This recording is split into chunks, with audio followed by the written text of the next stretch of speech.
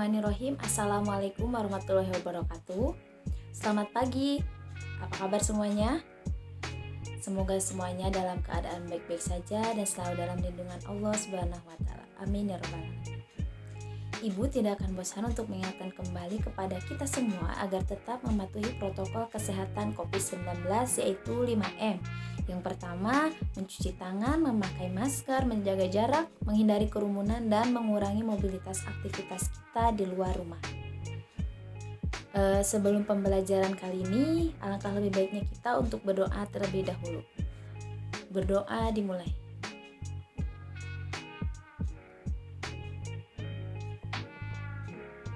Berdoa selesai. Kepada anak-anakku semua, jangan lupa untuk mengisi absensi melalui Google Form yang linknya Ibu sudah kirim melalui grup WhatsApp. Untuk segera diisi karena itu hanya berlaku sampai jam pelajaran Ibu berlangsung ya. Dan apabila ada yang kesulitan mengakses linknya, bisa menghubungi Ibu melalui grup WhatsApp ya. Nah, bagaimana semuanya? Apakah udah siap mengikuti pembelajaran Ibu hari ini? Harus siap ya, meskipun kita tidak dapat bertemu secara langsung di dalam kelas hanya melalui Google Meet atau Zoom. Ya, melalui virtual kita harus tetap semangat belajar karena kita jangan lupa melupakan kewajiban kita itu sebagai seorang siswa yang harus belajar untuk masa depan yang gemilang. Semangat ya semuanya. Pada pertemuan sebelumnya, kita telah membahas tentang definisi lingkaran dan unsur-unsur pada lingkaran. Nah, pada pertemuan kali ini, kita akan membahas mengenai keliling dan luas pada lingkaran. Sebelum kita masuk kepada materi tentang keliling dan luas lingkaran, alangkah lebih baiknya kita untuk mengetahui kegunaan kita memahami keliling dan luas lingkaran dalam kehidupan sehari-hari. Kegunaannya yaitu yang pertama untuk mengukur luas kolam yang berbentuk lingkaran, yang kedua untuk mengukur keliling kolam yang berbentuk lingkaran, dan yang terakhir untuk menentukan panjang lintasan yang dilalui oleh sepeda. Sebenarnya masih banyak kegunaan kita mempelajari atau memahami keliling dan luas lingkaran dalam kehidupan sehari-hari. Ibu hanya memberikannya atau menjelaskan secara garis besar atau secara umumnya saja. Nah, tujuan pembelajaran hari ini diharapkan siswa atau kalian semua mampu menentukan rumus keliling lingkaran dan penyelesaiannya. Tujuan yang kedua yaitu kalian atau peserta didik mampu menentukan rumus luas lingkaran serta penyelesaiannya. Kompetensi dasar pada pertemuan hari ini yaitu 3.7 menentukan rumus keliling dan luas lingkaran serta penyelesaiannya yang dihubungkan dengan masalah kontekstual. Selanjutnya 4.7 menyelesaikan masalah kontekstual yang berhubungan dengan keliling dan luas lingkaran. Indikator pencapaian kompetensi pada pertemuan hari ini yang pertama 3.7.1 menentukan rumus keliling lingkaran serta penyelesaiannya. Yang kedua 3.7.2 yaitu menentukan rumus luas lingkaran serta penyelesaiannya. Dan yang terakhir 4.7.1 menyelesaikan masalah kontekstual yang berkaitan dengan keliling dan luas lingkaran. Sebelum kita membahas mengenai keliling dan luas lingkaran, Ibu akan sedikit mereview tentang pertemuan sebelumnya yaitu mengenai definisi lingkaran dan unsur-unsur pada lingkaran. Yang pertama itu definisi lingkaran, coba ada yang masih ingat apa itu definisi lingkaran? Nah, sudah pada lupa ya. Lingkaran adalah kurva tertutup sederhana yang merupakan tempat kedudukan titik-titik yang berjarak sama terhadap suatu titik tertentu. Nah, selanjutnya itu unsur-unsur pada lingkaran ada berapa? Unsur-unsur pada lingkaran itu ada 8. Yang pertama itu titik pusat, yang kedua jari-jari atau kita sebut dengan R, yang ketiga diameter atau D, yang keempat busur, yang kelima tali busur, yang keenam tembereng, yang ketujuh juring, dan yang terakhir itu apotema. Nah, coba diingat kembali ya mengenai pertemuan sebelumnya agar lebih mudah untuk memahami keliling dan luas lingkaran. Selanjutnya kita akan masuk ke pertemuan hari ini yaitu bagaimana sih keliling dan luas lingkaran. Yang kita tahu di dalam keliling dan luas lingkaran itu ada sebuah simbol yang bernama pi. Nah, sebelum kita mengetahui keliling dan luas lingkaran, kita harus mengetahui dulu tuh nilai pi-nya itu berapa. Nah, bagaimana sih cara menentukan nilai pi? Kita perhatikan di situ ada sebuah roda dengan huruf A, huruf A, huruf A, dan huruf A di samping-sampingnya. Kenapa ibu mengambil contoh roda sepeda? Ibu mengambil roda sepeda karena bentuknya sama seperti lingkaran. Sebenarnya masih banyak contoh-contoh benda dalam kehidupan sehari-hari, tapi ibu mengambilnya roda sepeda untuk mempermudah kalian memahami konsep dari keliling dan luas lingkaran tersebut. Nah, ibu menuliskan huruf A di tepi roda atau di tepi lingkaran tersebut.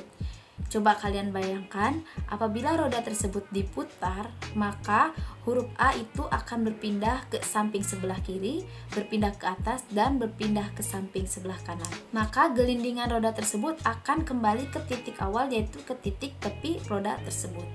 Nah, lintasan yang dilalui roda itu dari A sampai kembali ke A lagi disebut satu putaran penuh atau satu keliling lingkaran. Di sini ada cara menentukan nilai pi. Coba kalian praktekkan di rumah. Coba tekan tombol V, itu notasi V itu seperti itu pada kalkulator. Nah, apakah mendapatkan bilangan desimal tak berhingga dan tak berulang? Nah, bentuk desimal tak berhingga dan tak berulang itu bukan merupakan bentuk pecahan. Oleh karena itu, pi bukan bilangan pecahan, namun bilangan irasional. Bilangan irasional tersebut yaitu bilangan yang tidak dapat dinyatakan dalam bentuk pecahan biasa. Bentuk pecahan biasa tersebut adalah berupa A per B. Bilangan irasional tersebut juga berupa desimal tak berulang dan tak berhingga. Nah, karena pi itu bilangan desimal tak berulang dan tak berhingga, maka pi merupakan bilangan irasional. Menurut penelitian yang cermat juga, ternyata nilai pi itu sama dengan 3,141592 dan seterusnya. Jadi nilai pi hanyalah suatu pendekatan. Jika dalam suatu perhitungan hanya memerlukan ketelitian atau sampai dengan 2 tempat desimal, maka pendekatan untuk pi itu adalah 3,14. Coba bandingkan dengan nilai pi sama dengan 22/7 dengan pecahan. Nah, bilangan pecahan 22/7 jika dinyatakan dalam pecahan desimal adalah 3,1428 dan seterusnya. Jadi, bilangan 22/7 dapat dipakai sebagai pendekatan untuk nilai pi. Maka, pi sama dengan 3,14 atau pi sama dengan 22/7. Selanjutnya kita masuk kepada pembuktian keliling lingkaran. Coba perhatikan gambar yang sudah terdapat di dalam PowerPoint. Apabila keliling lingkaran sama dengan 22 cm dan diameternya itu 7 cm, nah dari perbandingan keliling lingkaran berbanding dengan diameter lingkaran, maka diperoleh pi sama dengan 22/7. Yang sudah dijelaskan pada slide sebelumnya, pi 22/7 itu sama dengan pi yaitu 3,14. Maka keliling lingkaran sama dengan pi dikali dengan diameter atau pi sama dengan D. Diameter itu bisa ditulis dengan notasi D.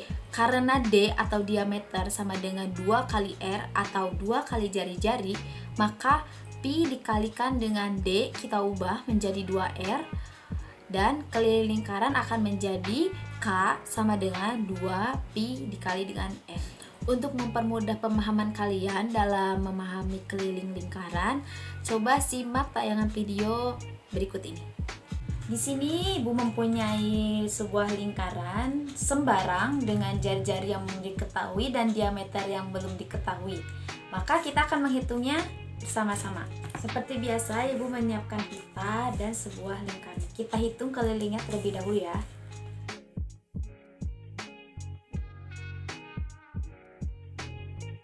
Nah, ini sudah terkelilingi semua. Kita hitung panjang pita ini yang mengelilingi lingkaran dengan menggunakan penggaris.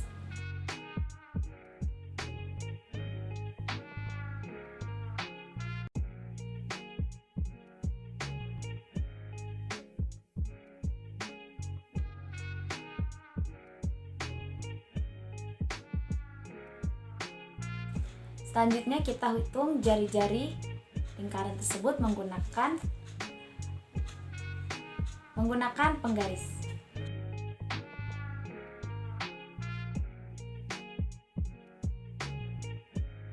Di sini menunjukkan bahwa jari-jari lingkaran itu adalah 13,5. Selanjutnya kita hitung diameter lingkaran tersebut.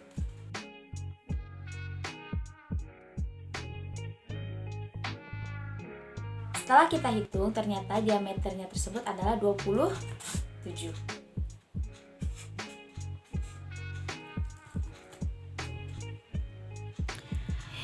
Seperti yang sudah kita hitung tadi, kelilingnya itu adalah 87 cm, R atau jari-jari adalah 13,5 cm, dan D atau diameter adalah 27 cm. Kita pakai perbandingan keliling dengan diameter lingkaran. 87 berbanding 27. Ini hasilnya akan mendekati 3,14. Nah, bagaimana sih cara menentukan keliling lingkaran? Kita lihat antara jari-jari dan diameter. Ternyata diameter didapat dari 2 kali jari-jari. Maka dapat disimpulkan bahwa keliling sama dengan pi dikalikan dengan D atau diameter.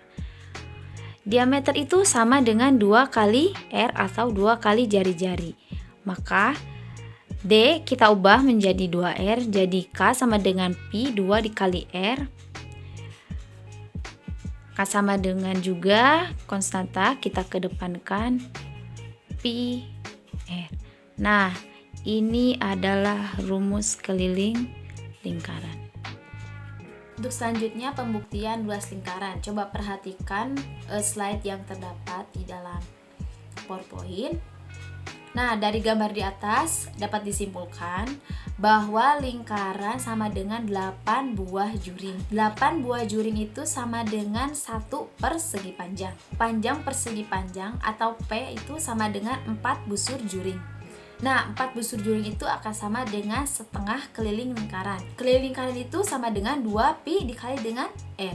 Maka kita tinggal masukkan setengah keliling lingkaran itu akan sama dengan setengah 2 pi R, atau panjang persegi panjang itu akan sama dengan setengah 2 pi dikali dengan R. Lebar persegi panjang atau L sama dengan jari-jari juring atau sama dengan jari-jari lingkaran atau R. Maka luas persegi panjang sama dengan panjang dikalikan dengan lebar. Kita tinggal masukkan panjangnya itu adalah setengah keliling lingkaran dan lebarnya itu adalah jari-jari lingkaran. Maka setengah keliling lingkaran itu akan sama dengan setengah 2 pi dikalikan dengan R, dan jari-jari lingkaran adalah R. Maka setengah 2 pi R kuadrat. Setengah 2 pi R kuadrat itu akan sama dengan pi R kuadrat. Maka luas lingkaran atau L sama dengan pi R kuadrat. Mohon maaf terjadi sedikit kesalahan penulisan. Dan untuk lebih jelasnya coba simak tayangan video berikut ini. Nah, di sini Ibu mempunyai sebuah lingkaran dengan jari-jari dan diameter sembarang. Kita bagi lingkaran tersebut ke dalam 8 juring. Nah, kurang lebih seperti ini pembagian juringnya. Ibu membaginya menjadi 8 buah juring ya. Bisa dilihat. Lalu dari pembagian juringnya tadi, Ibu potong-potong juringnya itu menjadi seperti ini. Potongan-potongan juring tadi yang telah Ibu buat, kita susun dengan menggunakan garis bantu seperti ini.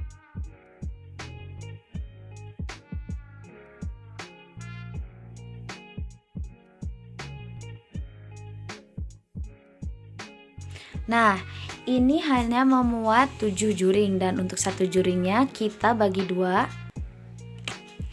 Nah, untuk juring yang tadi kita simpan di sisi sebelah kanan 1 dan di sebelah kiri 1. Nah, jika kita perhatikan, maka susunan juring-juring tersebut itu akan membentuk sebuah persegi panjang dengan ini adalah panjang dan yang ini adalah lebar. Seperti yang sudah kita ketahui, luas persegi panjang sama dengan panjang kali lebar.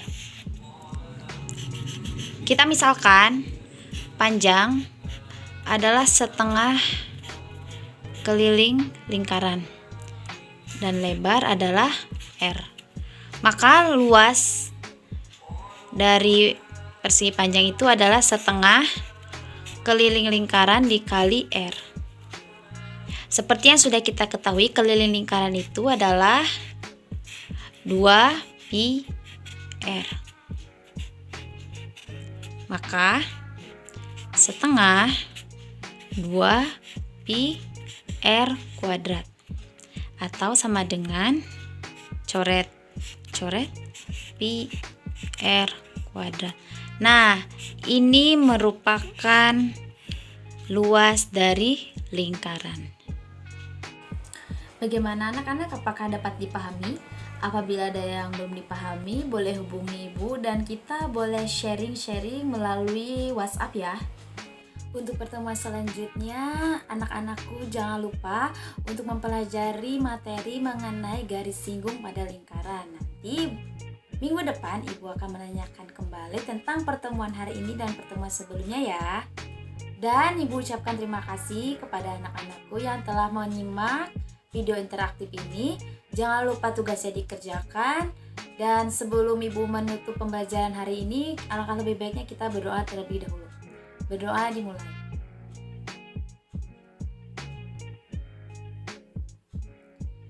Berdoa selesai. Sampai ketemu di pertemuan selanjutnya.